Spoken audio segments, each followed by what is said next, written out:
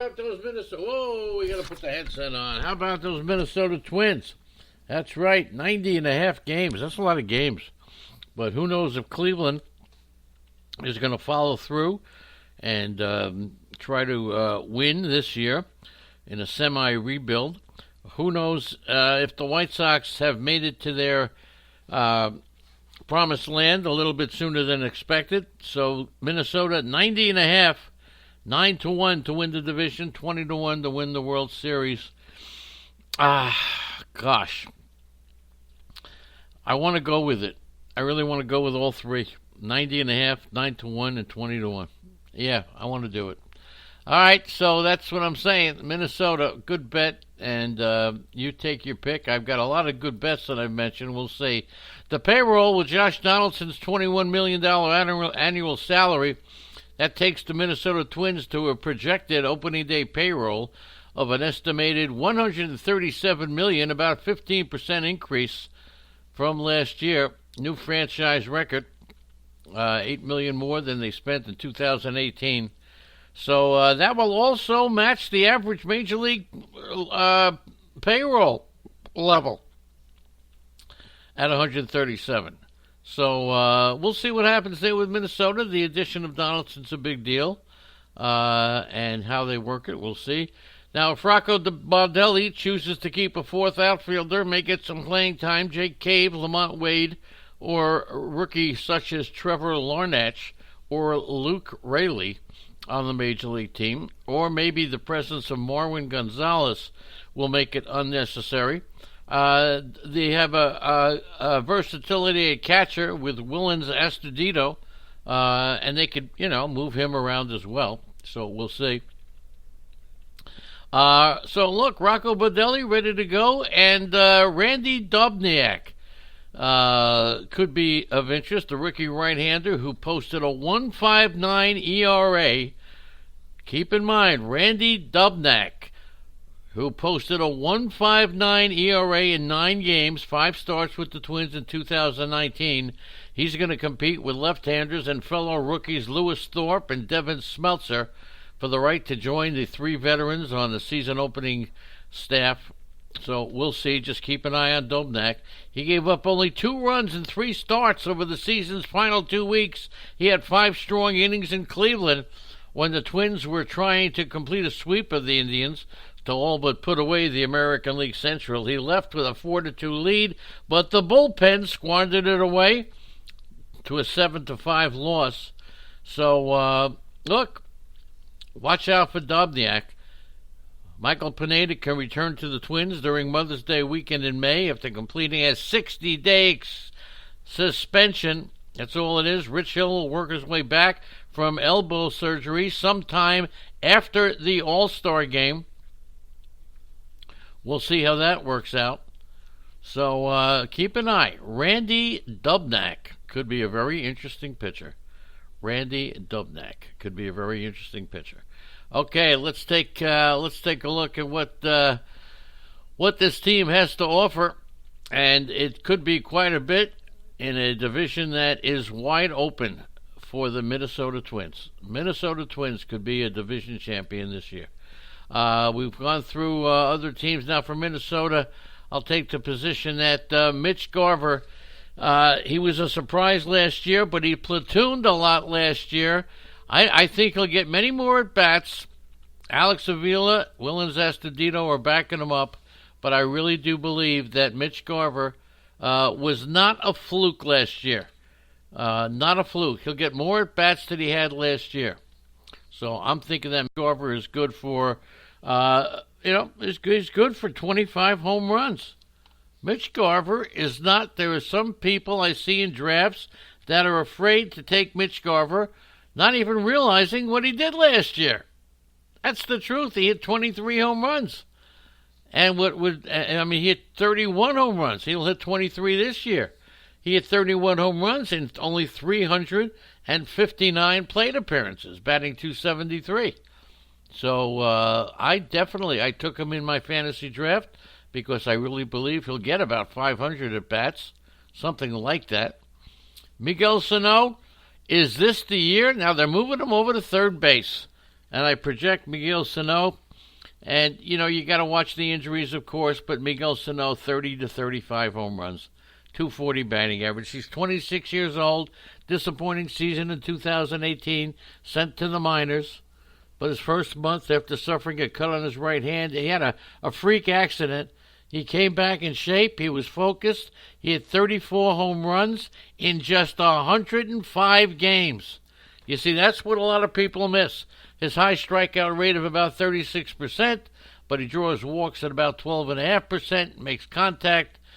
Second in Major League Baseball in average exit velocity. First in percentage of balls hit 95 miles per hour. He's got good agility. He's 275-pounder with agility.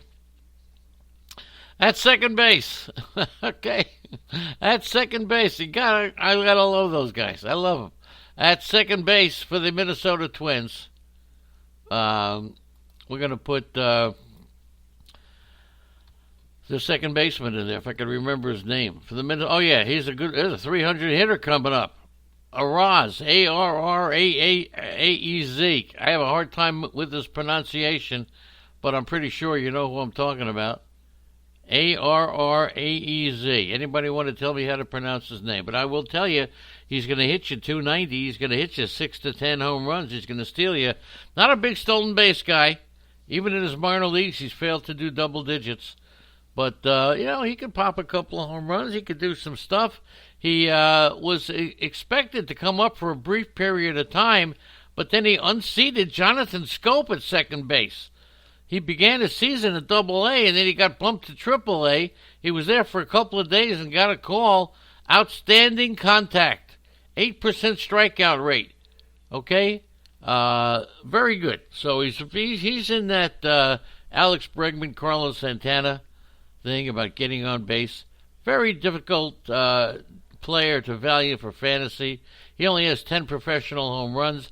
Doesn't run a lot. But he'll be the second baseman. Jorge Polanco. Looks like he could be the shortstop. Higher Adrianza could also be there as well. Hard to say. This will be a position. I think this is going to be a battle in spring training. Okay? Polanco is a good player. No question about it. But Jorge Polanco is going to hit you... 15 home runs, hit about 280, steal about 7 bases. That's what he's going to do. So I'll pencil him as the starting shortstop for the Minnesota Twins. I'm going to pencil him in. Adrianza, not quite as good, although he's a switch hitter. Josh Donaldson, we all know about Josh Donaldson.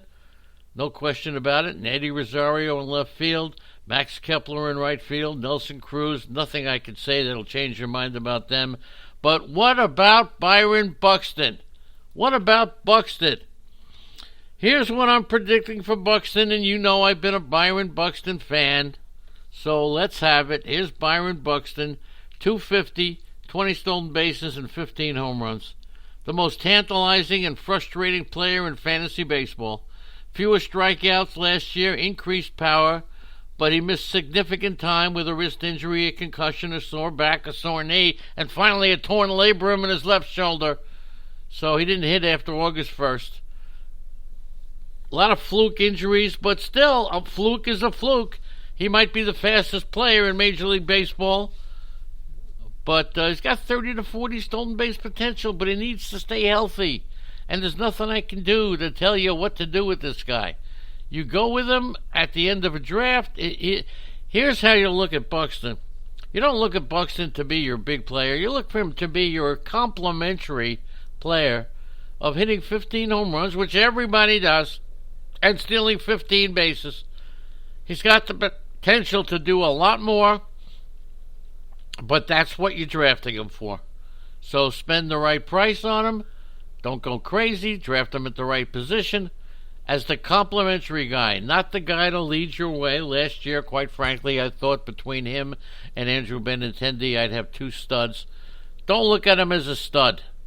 Look at yourself as a stud, not him. Okay, you got that? As far as all the other guys, Kepler and Cruz, Taylor Rogers looks like he'll be the closer. Taylor Rogers is the closer. He's going high in fantasy drafts. I will tell you that right now. Taylor Rogers is the closer, and he'll probably get about 25, 27 saves with a 2.7 ERA. His whip will be very good. He's a tremendous player. He emerged from a very crazy bullpen situation to become the primary closer. Unconventional because he was used. He had 12 saves or more. He had 12 saves with more than 3 outs. Let's put it that way.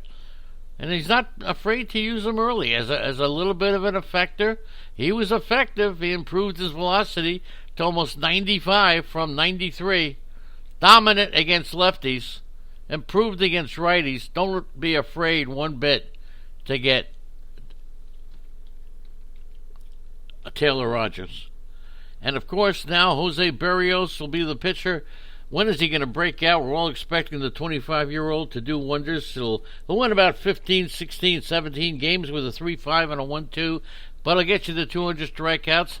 Had a career-best 3.6 ERA. Made the second half. Made his all-star team for the second consecutive year. But in the second half, he faded for the second time. He had a 3 ERA before the all-star break and a 4.6 ERA in the second half.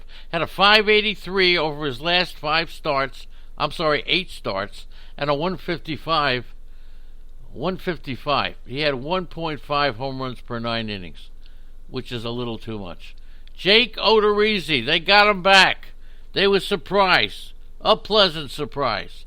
So they got Odorizzi back, and Odorizzi will give you, give you 15 wins, 3.7, 1.2 whip, 174 strikeouts. He had a tremendous strikeout rate of about 27%.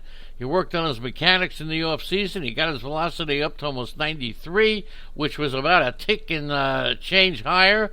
He also improved. His problem had always been getting belted around the third time around. But he can, prone to the long ball, gives up too many walks, but he kept the ball in the park at a career low last year. 35% ground ball rate was good. And so Odorizzi, can he do it again? Yes, he can. He had a 3.5 last year. I'm going to tick him up a little bit to a 3.6. Had a 1.21 ERA, be about a whip last year, about the same. He'll have as good a year as he did last year. At age 29, I don't see him getting any better. Accepted the qualifying offer. Shows me he didn't have a lot of confidence in himself, but still, Jake Odorizzi is a good man. All the others in the pitching staff, taking a look. You got Homer Bailey. I mentioned Devin Smeltzer before. Randy Dobnak is the guy. Okay, so for the Minnesota Twins, 90.5. Sometimes it's not about Minnesota, it's about the other teams in the division. I'm going to take over on the 90.5.